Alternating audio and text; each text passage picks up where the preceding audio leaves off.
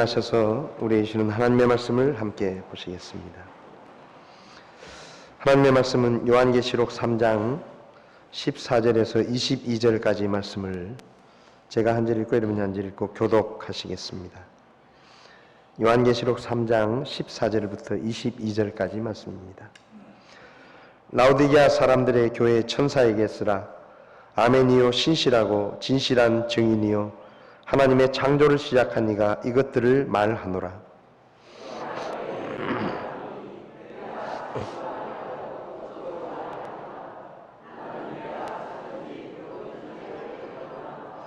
그런즉 내가 이같이 미지근하여 차지도 아니하고 뜨겁지도 아니하므로 내가 내 입에서 너를 토하여 내치리니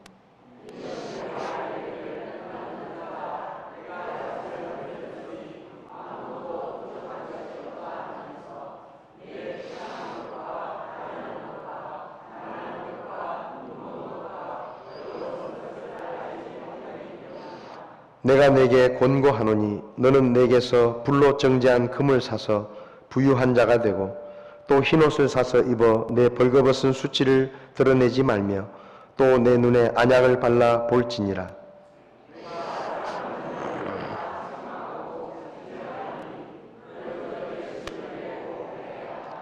보라 내가 문에 서서 두드리노니 누구든지 내 음성을 듣고 문을 열면 내가 그에게로 들어가 그와 함께 만찬을 먹고 그는 나와 함께 먹으리라.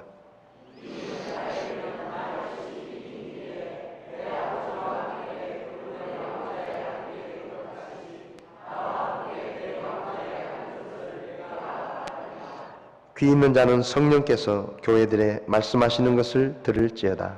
아멘. 서신 채로 잠깐 기도하시겠습니다. 지금도 살아계셔서 우리에게 말씀하시는 하나님, 우리에게 기록된 말씀을 주시고 또 말씀을 읽고 묵상할 때마다 성령께서 우리에게 말씀해 주시는 것을 감사합니다. 이 시간 저희들의 마음을 겸손하게 하시고 하나님께서 친히 말씀해 주셔서 우리가 하나님의 말씀에 따라 교훈을 얻고 믿음의 삶을 살아갈 수 있도록 저희를 가르쳐 주시옵소서. 부족한 종을 붙들어 주시고 하나님의 입처럼 마음껏 쓰셔서 오직 종의 입술에서 하나님의 말씀만 선포되게 도와주시옵소서. 예수님의 이름으로 기도했습니다. 아멘.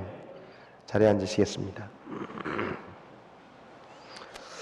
주일 아침에 요한계시록에 기록된 7교회에 관한 말씀을 저희들이 나누고 있습니다. 오늘은 이제 7번째 교회인 라오디게아 교회에 보낸 편지를 함께 나누겠는데요.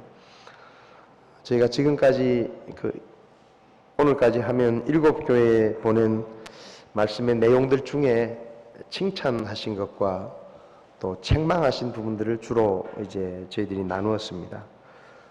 다음 주일부터는 이 7교회 편지를 보내는 예수님의 모습을 살펴보면서 예수님이 어떤 분이신지 좀 살펴보고 또 7교회 보낸 편지들 내용 속에 보면 이기는 자에게 주시는 하나님의 축복의 약속이 나오는데 그 약속들에 대해서도 좀 말씀을 나누면서 정리를 좀 하려고 합니다.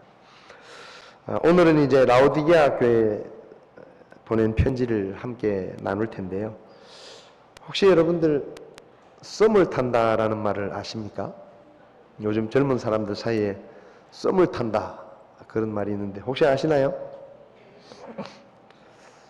이 썸을 탄다라는 말은 무슨 말인가 하면 서로 좋아하고 또 자주 연락도 주고받고 또 자주 만나서 밥도 먹고 데이트도 하는데 누가 너희 둘이 사귀냐 그렇게 물으면 사귀는 건 아니에요 이렇게 대답하는 거예요. 이해가 되십니까? 서로 좋아하고 있어요. 그리고 서로 자주 만나고 서로 보고 싶어 하고 데이트도 하고 밥도 먹고 영화도 보고 하는데 사귀는 건 아니에요. 이게 뭔가 하면요 애매한 겁니다. 애매해요. 애인이라고 하기도 그렇고 아니라고 하기도 그렇고 이게 애매한 거예요. 그래서 소꿉놀이라고 하는 여성 듀엣 가수가 있는데 이 가수가 부른 노래 중에 썸이라는 노래가 있습니다. 제목의 노래가 있는데 거기 보면 이런 가사가 있어요. 내 거인 듯 내 거 아닌 내 거 같은 너. 이게 무슨 말인지 저는 이해가 잘 안 됩니다. 근데 어쨌든 노래 가사가 그래요. 내 거인 듯 내 거 아닌 내 거 같은 너. 네 거인 듯 네 거 아닌 네 거 같은 나. 이게 참 애매한 겁니다. 무슨 말인지 참 한참 생각을 해야 되는. 근데 이게 인간관계에만 있는 게 아니고 오늘 이 라오디게아 교회 성도들의 모습이 딱 그랬습니다. 믿음의 썸을 타는. 그러니까 이게 요즘식으로 표현하면 라오디게아 교회 성도들의 모습은 이런 거예요. 그리스도인 같은, 그리스도인인 듯, 그리스도인이 아닌 듯, 그리스도인 같은 사람들. 그러니까 예수 믿는 사람 같기도 하고 아닌 것 같기도 한 애매한 사람들. 이게 이 라오디게아 교회 성도들의 모습이었습니다. 이걸 예수님은 좀 점잖게 표현하시기를 미지근하다 이렇게 표현하셨습니다. 미지근한 믿음을 가진 라오디게아 교회를 향해서 예수님께서 말씀하십니다. 너희가 지금 미지근한 믿음을 가지고 있는데 차든지 뜨겁든지 해라. 만약에 너희가 계속해서 미지근한 믿음을 가지고 있으면 내가 뱉어내버리겠다. 이렇게 말씀하십니다. 여기 이 라오디게아 교회에 보낸 편지를 통해서 우리가 알 수 있는 것은 미지근한 믿음을 가진 사람이나 교회는 하나님이 쓰시지 못한다는 것입니다. 여기 예수님께서 라오디게아 교회를 향해서 네가 미지근하다 이렇게 말씀하셨는데 미지근한 믿음, 이 말을 사실 우리는 여러 가지 생각을 해야 이해할 수 있어요. 도대체 미지근한 믿음이 뭘까? 어떤 믿음이 미지근한 믿음일까?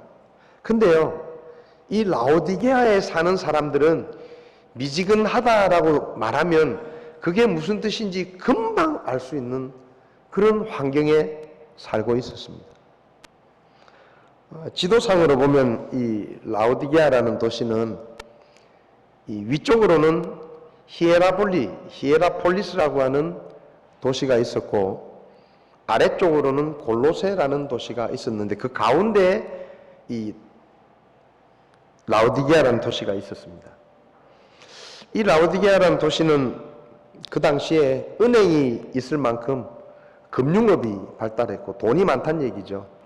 그리고 모직을 만드는 이 옷감을 만드는 그런 아주 최고급 옷감을 만드는 그런 도시였고 또 특별히 의학적으로도 최고의 품질을 가진 안약을 생산하는 도시였습니다. 그래서 이 라오디게아 지역의 유적을 보면 의과대학이 있었던 자리가 지금도 유적으로 발견되고 있습니다. 그러니까 한마디로 말하면 이 라오디게아라는 도시는 아주 돈이 많고 재정적으로 아주 부유한 도시였습니다.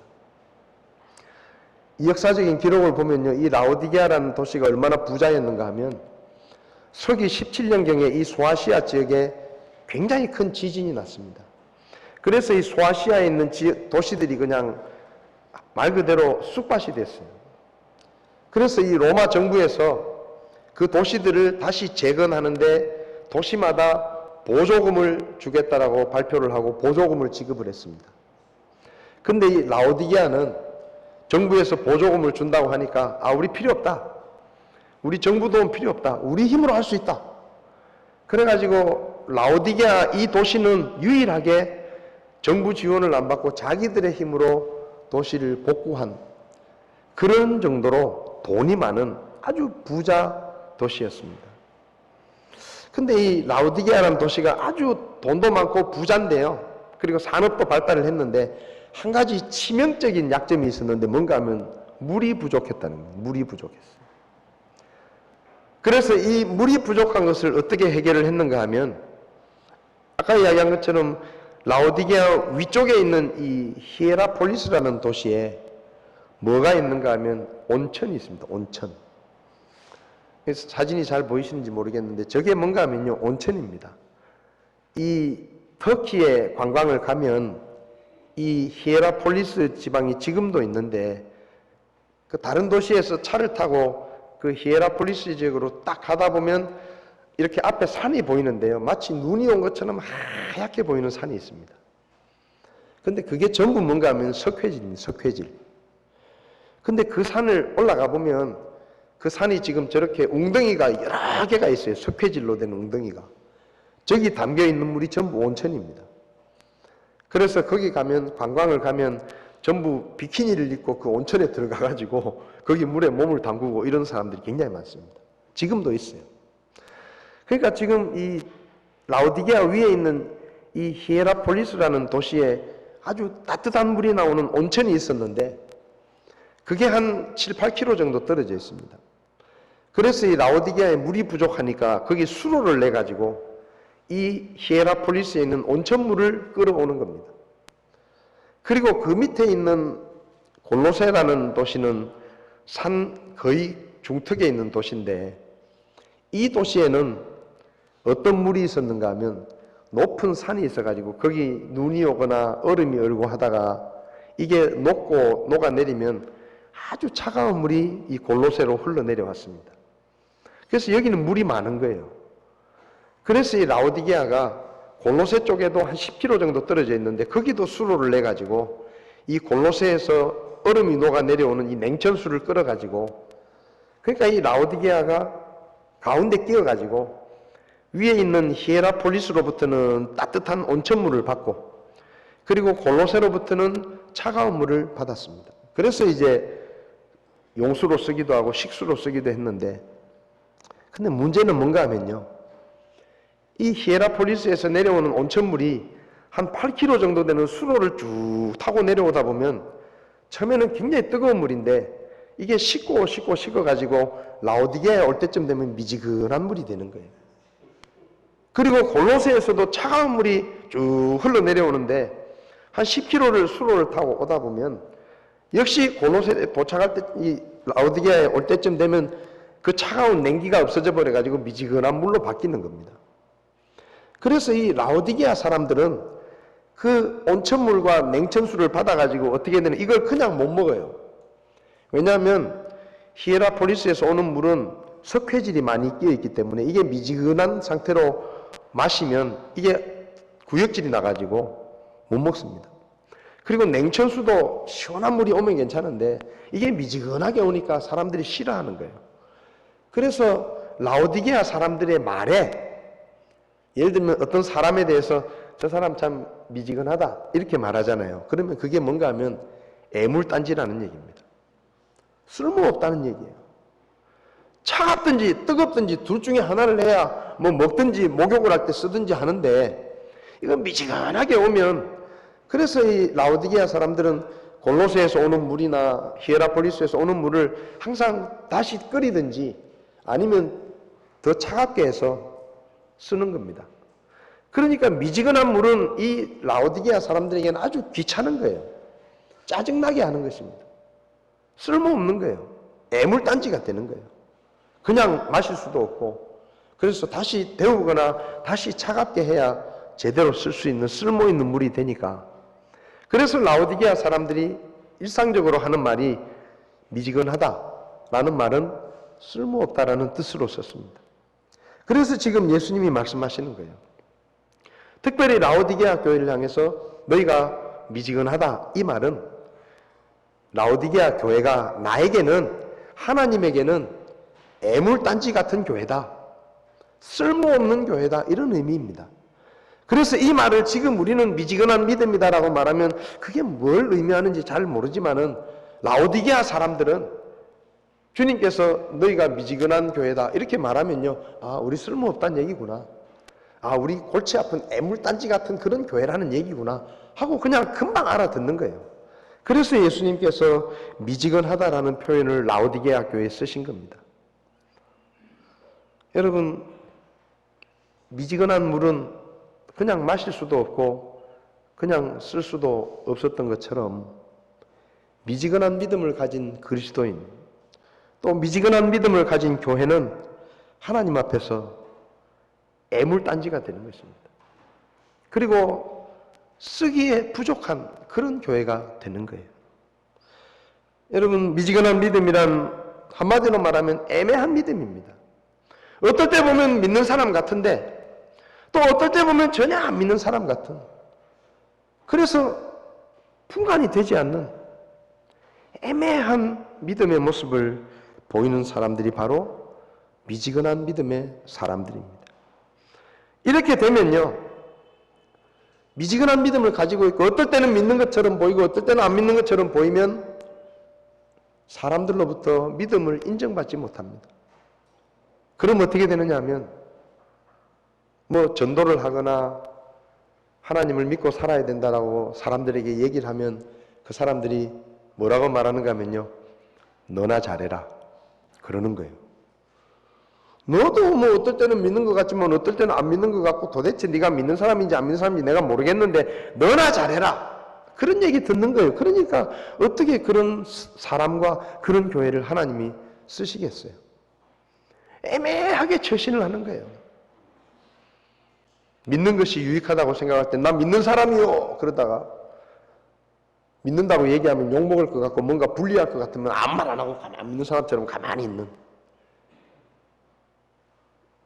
남북전쟁을 할 때 남군과 북군의 경계선상에 있는 랭카스터라고 하는 도시가 있었습니다. 근데 이 도시 사람들이 늘 불안한 거예요. 뭐가 불안한가 하면 남군하고 북군하고 이 경계선상에 자기 도시가 딱 있으니까 남군들이 오면 남군 편을 들어야 살고 북군이 오면 북군 편을 들어야 사는데 이게 언제 남군이 쳐들어올지 언제 북군이 쳐들어올지 이게 모르는 거예요. 그래서 이 랭카스터 사람들이 모여가지고 회의를 했습니다. 야, 우리가 이거 가운데 끼어가지고 잘못하면 다 죽게 생겼다. 그러니 이거 골치 아프다. 언제 남군이 쳐들어올지 언제 북군이 쳐들어올지 모르니 우리가 어떻게 했으면 좋겠냐. 그래서 그 중에 한 사람이 꾀를 냈습니다. 이렇게 합시다. 뭐냐 하면 위에는 북군 옷을 입고 밑에는 남군 옷을 입읍시다. 그러면 북군이 쳐들어왔을 때 우리가 위에 북군 옷을 입고 있으니까 저놈들이 우리 편이구나 해서 살려줄 것이고, 남군이 쳐들어와도 우리가 밑에 남군 옷을 입고 있으니까 저 사람들이 우리 편이구나 해서 살려줄 거니까 우리가 그렇게 합시다. 그래가지고요, 온 동네 사람들이 어린아이부터 노인까지 전부 위에는 북군 옷을 입고 밑에는 남군 옷을 입고 사는 거예요. 근데 그게 착각이었습니다. 북군이 쳐들어왔습니다. 위에 옷을 보니까 북군 옷을 입고 있거든요. 자기 편인 줄 알았는데 자세히 보니까 아래에 남군 옷을 입고 있는 거예요. 저놈들이 뭐 이상하다. 저기 우리를 속이려고 위장을 한 것 같다. 사실은 남군 편인데 위에 북군 옷을 입고 우리처럼 우리 편이라고 꾸민 것 같다. 그래서 쏴 죽였습니다. 그 다음에 남군이 또 밀고 올라오니까 딱 옷을 입은 걸 보니까 아래 옷에 남군 옷을 입으니까 우리 편인가 싶었는데 자세히 보니까 위에는 또 북군 옷을 입고 있는 거예요. 똑같이 생각하는 겁니다. 저 사람들이 우리 잘 보이려고 한 것 같은데 뭔가 수상하다. 그래서 쏴 죽인 거예요. 그래서 이래도 죽고 저래도 죽고 살려고 아래 위로 그렇게 입었는데 결국은 그것 때문에 더 많이 죽었다. 여러분, 차라리요, 북군 옷을 다 입었다고 하면 북군이 왔을 땐 다 살려줄 거 아니에요. 근데 이게 괜히 머리 써가지고 위에 북군 옷 밑에 남군 옷을 입어놓으면 이게 양쪽으로 치여가지고 더 많은 손해를 본 겁니다. 여러분, 사람이요 확실하게 해야 됩니다. 예수 믿는다고 하면 예수 믿는 티를 내고 어디서든지 예수 믿는 사람이라고 이야기하고 나는 하나님을 믿는 사람이라고 밝히고 분명한 믿음의 색깔을 가지고 살아야 되는 거예요. 근데 이건 믿는 것 같기도 하고 아닌 것 같기도 하고 그렇게 살면 아무런 영향력이 없는 겁니다. 하나님이 쓰지 못하는 거예요. 예수 믿는다고 하면서 위에는 세상의 옷을 입고 아래는 믿음의 옷을 입고 적당히 그냥 미지근하게 그렇게 믿음 생활을 하다 보면 사람들에게 그 믿음을 인정받지 못하고 하나님이 그런 사람을 쓰실 수가 없어요. 그래서 예수님이 말씀하시는 겁니다. 너희가 미지근한 믿음을 버려라. 그리고 차든지 뜨겁든지 해라. 여기서 차든지 뜨겁든지란 말은 어느 게 좋다 나쁘다 이런 말이 아니고 쓸모있는 물이 되라는 겁니다. 쓸모있는. 찬물은 찬물대로 쓸 때가 있고 뜨거운 물은 뜨거운 물대로 쓸 때가 있는데 미지근한 물은 이건 쓸모가 없다는 것입니다. 여러분, 우리가 그리스도인이 되었으면, 하나님을 믿는 믿음의 사람이 되었으면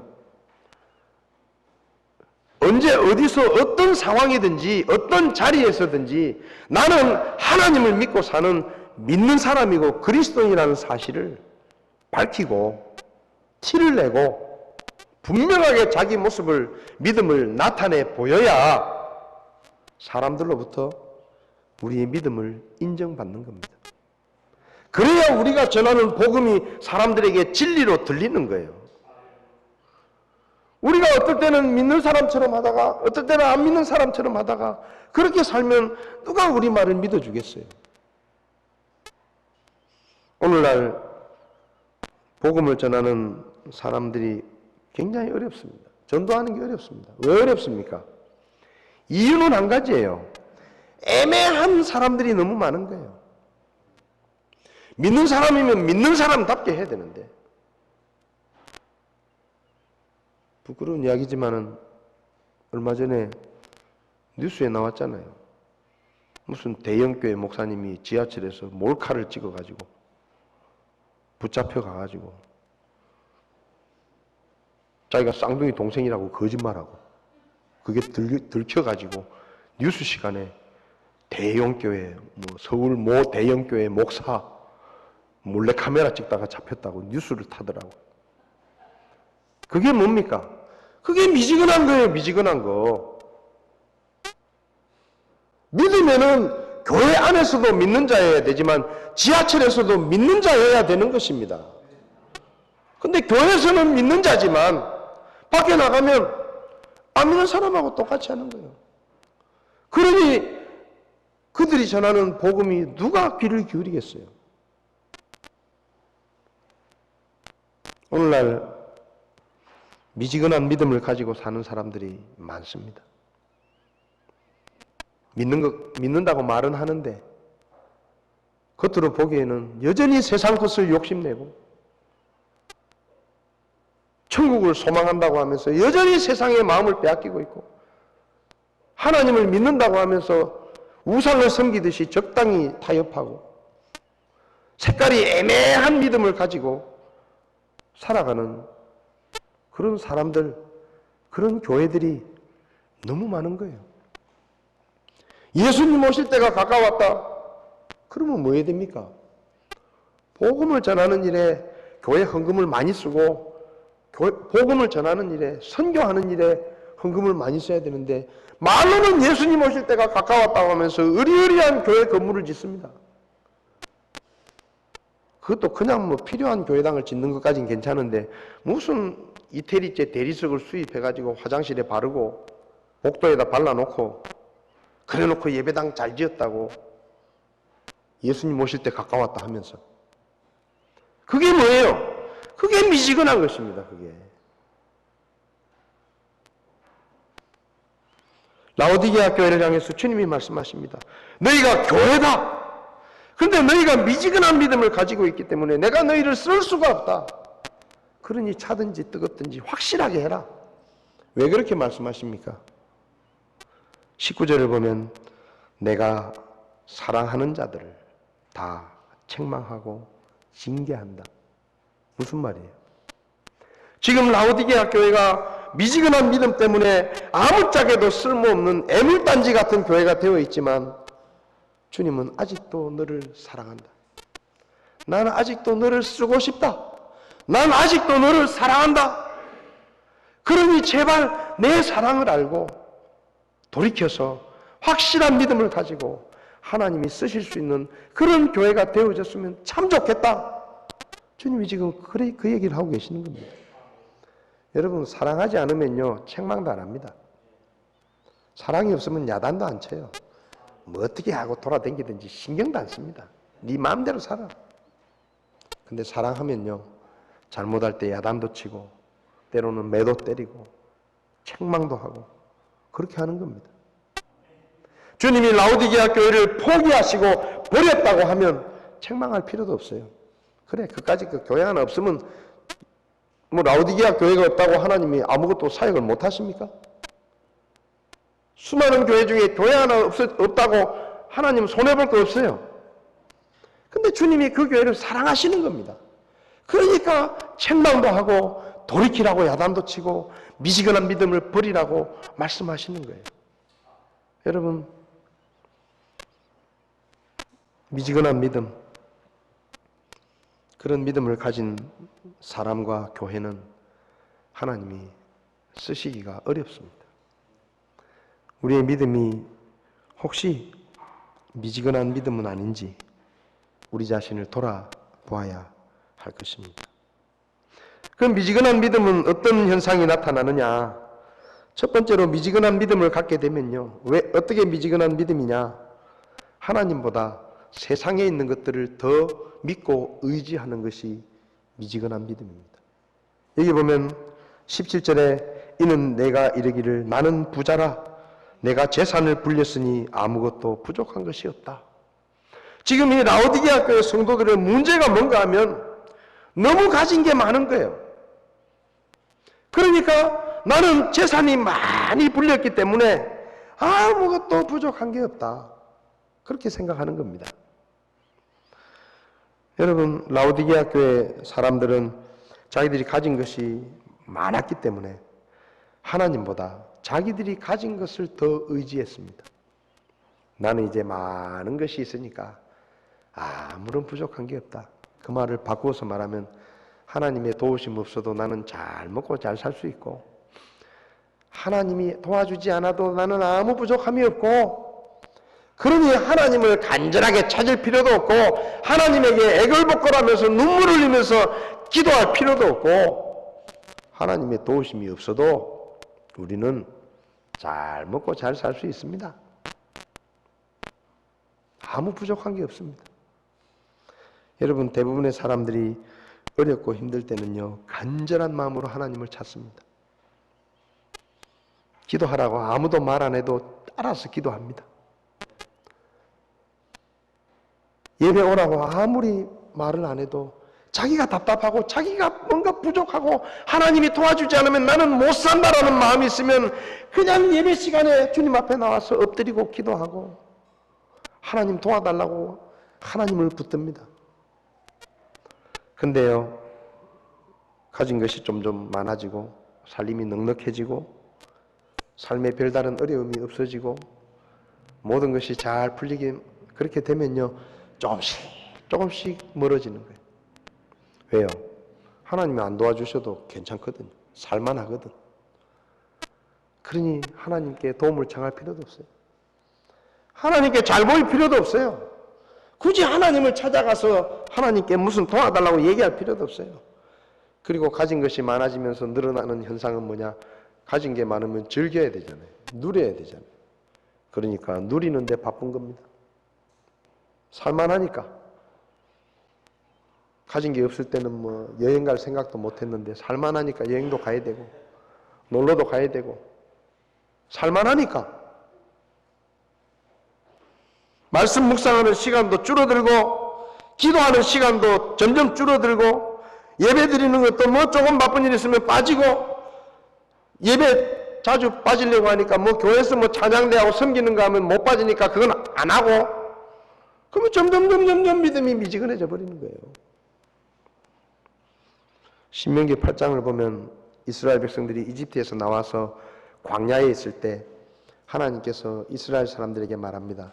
너희가 가나안 땅에 들어가면 잘 먹고 잘 살게 될 텐데 그때 하나님 잊어버리지 않게 조심해라.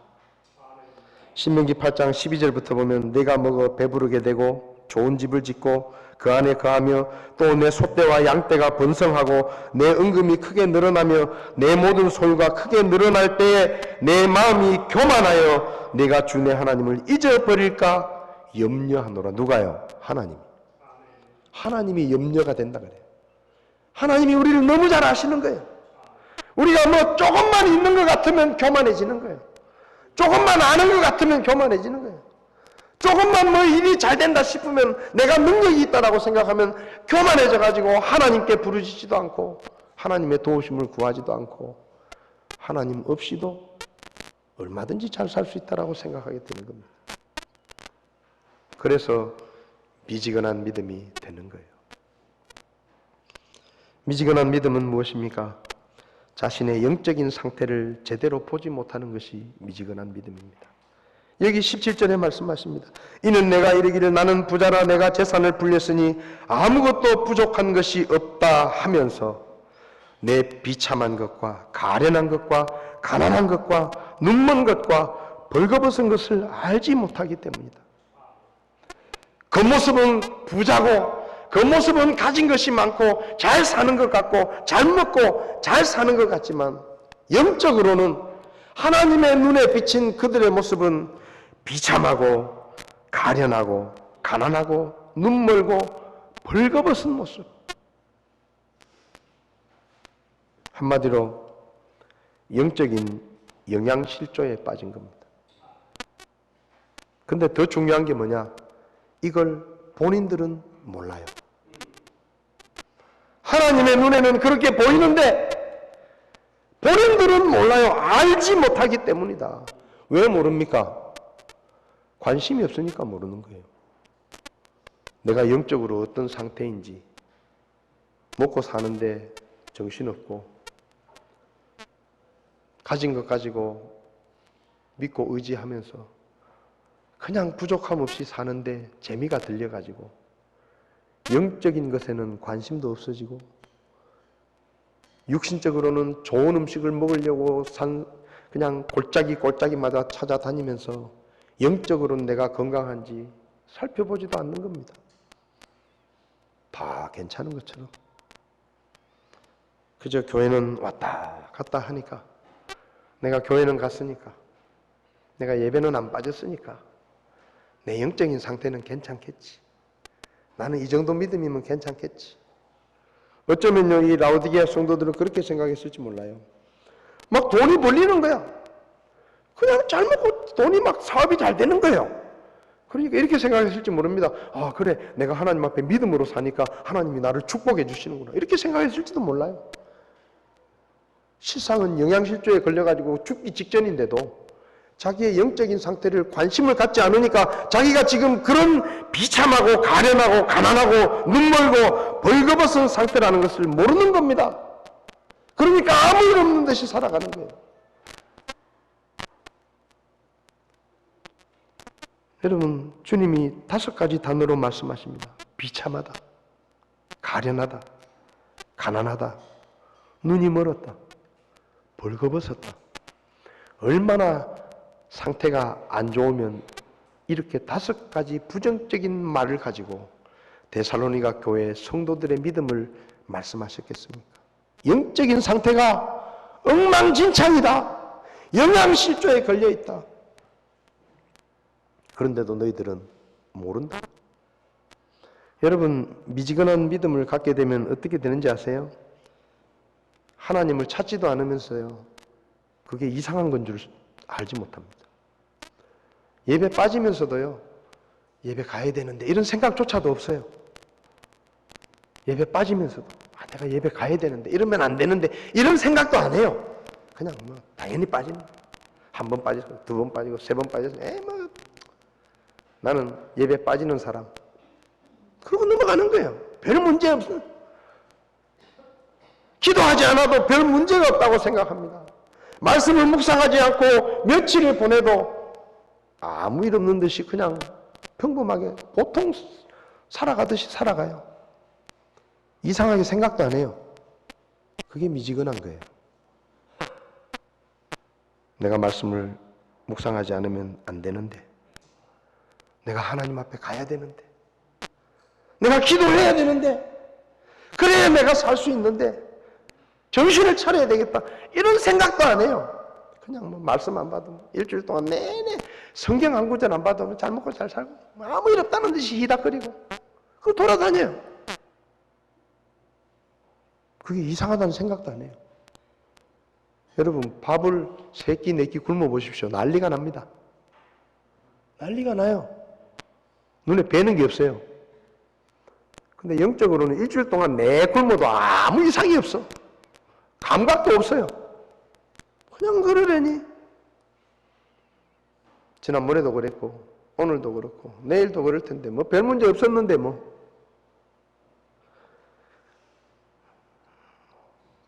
여러분, 맥가블란 박사가 말했습니다. 교회에서, 대부분의 교회에서 열심히 섬기는 사람은 10% 정도 된다. 그 다음에 80% 정도는 그냥 교회만 왔다 갔다 나왔다 가, 교회 갔다 왔다, 그걸로 끝나는 거예요. 나머지 10%는 적극적으로 반대하는 사람. 여러분, 대부분의 교회가 그렇다는 겁니다. 우리 교회는 어떻습니까?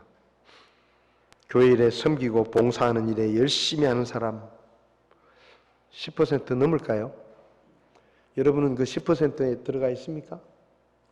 아니면 그냥 주일이니까 교회 가자, 예배 마쳤으니까 밥 먹고 집에 가자, 교회 가자, 집에 가자, 그냥 그렇게.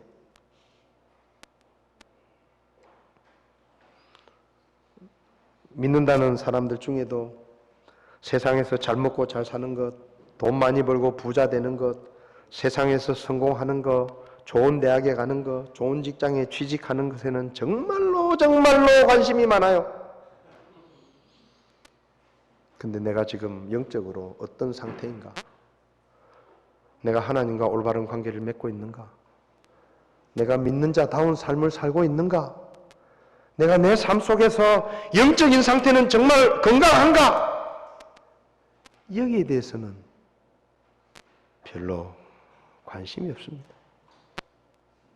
그러니 영은 점점 말라 비틀어져 가고 영양실조에 걸려가는데도 영은 거의 헐떡거리면서 죽음 직전까지 가는데도 관심이 없으니까 굶어 죽어가고 있는지 병들어 있는지 자기도 모르는 거예요.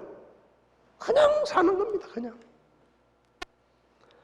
여러분은 여러분의 영적인 상태에 대해서 얼마나 관심을 갖고 계십니까?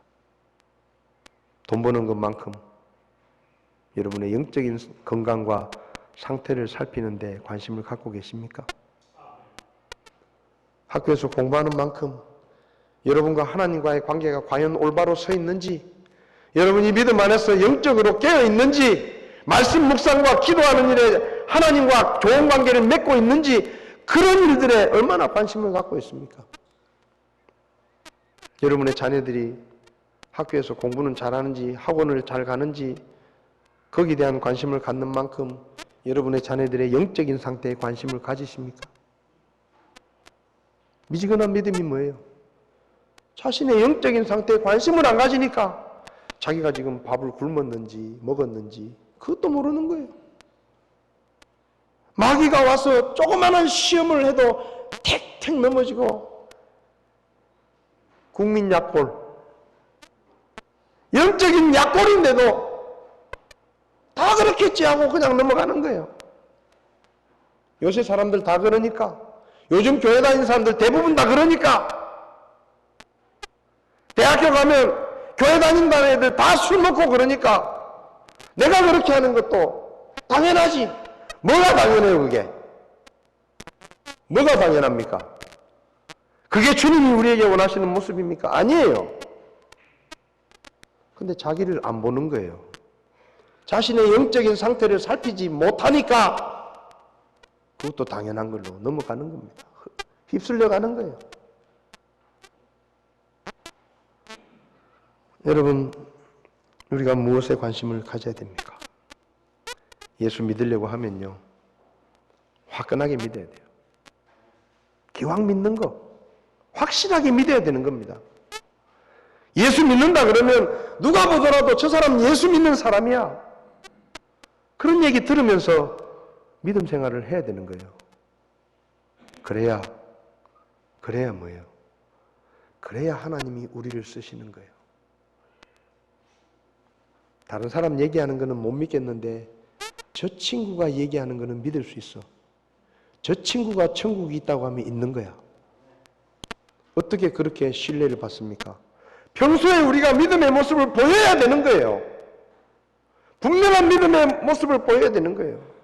평소에 우리가 하나님을 믿고 있다는 것을 말과 행동으로 지속적으로 보여줘야 되는 겁니다. 티를 내야 되는 거예요. 믿는지 안 믿는지, 이것도 아니고 저것도 아니고, 그렇게 살아가지고는 사람들에게 영향력을 끼칠 수도 없고 하나님께 쓰임을 받을 수도 없습니다. 그래서 주님 말씀하시는 거예요. 너희가 미지근하다. 그러니 차든지 뜨겁든지 해라. 왜? 내가 너희를 사랑한다. 나는 너희를 통해 내 사역을 이루고 싶고, 나는 너희를 통해 너를 쓰고 싶고, 하나님의 영광스러운 역사에 너희들을 쓰고 싶은데 너희가 미지근하기 때문에 내가 쓸 수가 없다. 그러니 좀 차든지 뜨겁든지 해라.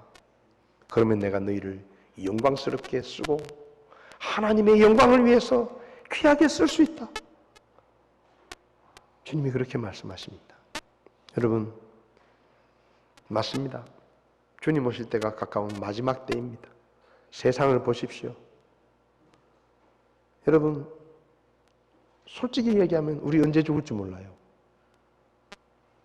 언제 죽을지 모릅니다.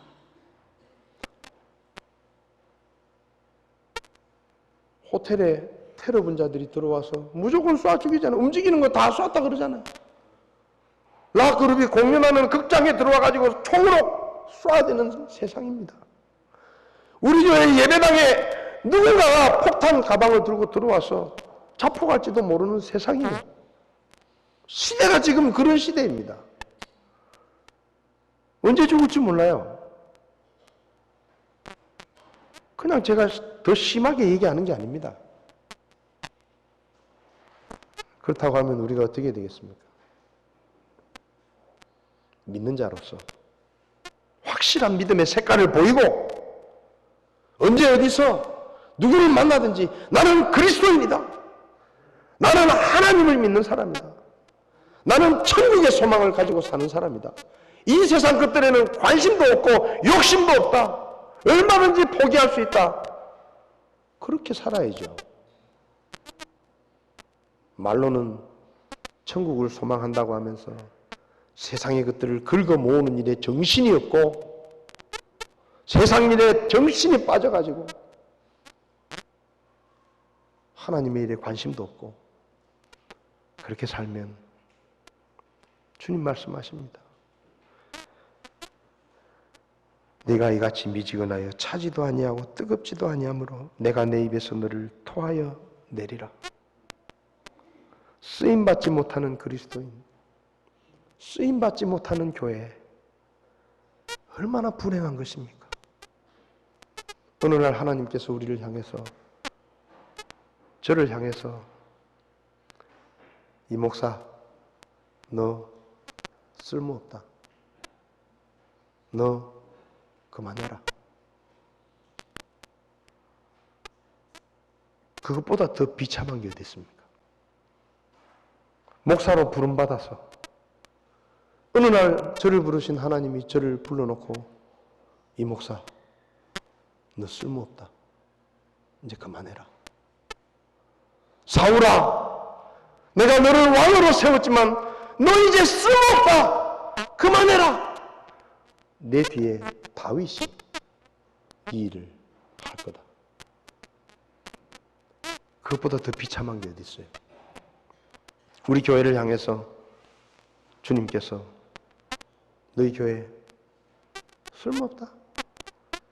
이것도 아니고 저것도 아니고 미지근한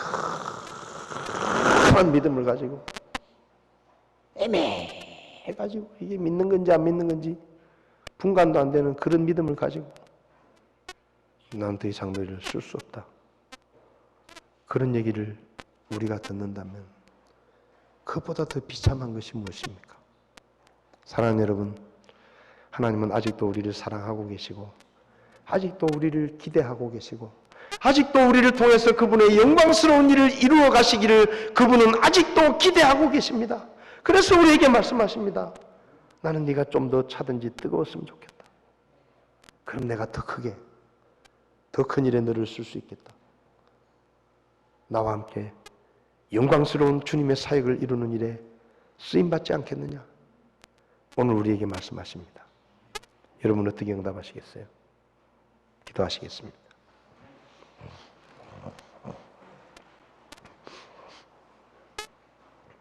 다 눈을 감으십시오.